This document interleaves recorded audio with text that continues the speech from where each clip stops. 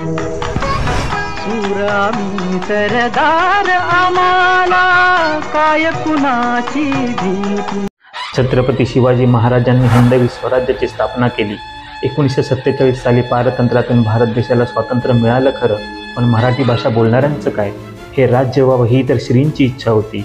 देशाच्या स्वातंत्र्याचे स्वप्न पाहत असताना द्विभाषिक राज्याचे एक शक्तिशाली राज्य व्हावे यासाठी लोकनेते, बुद्धिवादी, लेखक, पत्रकार यांनी मराठी भाषिक प्रदेश एकत्र आणण्याची कल्पना मांडली।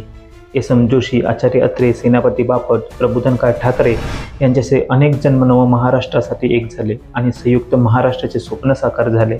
गावागावात जाऊन शाहीर अमर शेख आणि अण्णाभाऊ साठे यांनी आपल्या लोकनाट्यातून जनजागृती केली। महात्मा गांधीजींनी महाराष्ट्र म्हणजे कार्यकर्त्याचे मोहोळ अशा शब्दात प्रशंसा केली। महाराष्ट्र ही संत, महंत, ऋषीमुनींची जशी भूमी आहे तशी शूरवीरांचीही आहे। या भूमीला पराक्रमाची, त्यागाची, देशप्रेमाची परंपरा लाभली आहे। छत्रपती शिवरायांनी सर्व धर्मभावाचे पालन केले। हिंदवी स्वराज्य रयतेचे राज्य स्थापन केले।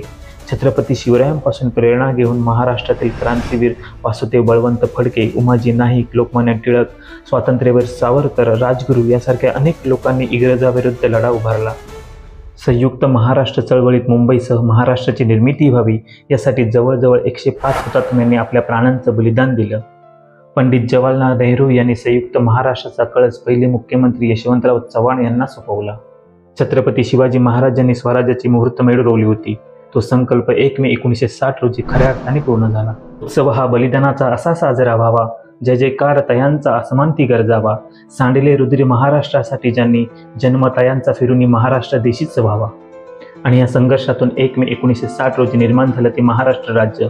तेव्हापासून 1 मे हा दिवस महाराष्ट्र दिवस साजरा केला जातो। याच दिवसाला कामगार दिवस म्हणून सुद्धा संबोधलं जातं। सर्व हुतात्म्यांना आदरांजली अर्पण करून या महाराष्ट्राला वंदन करूया।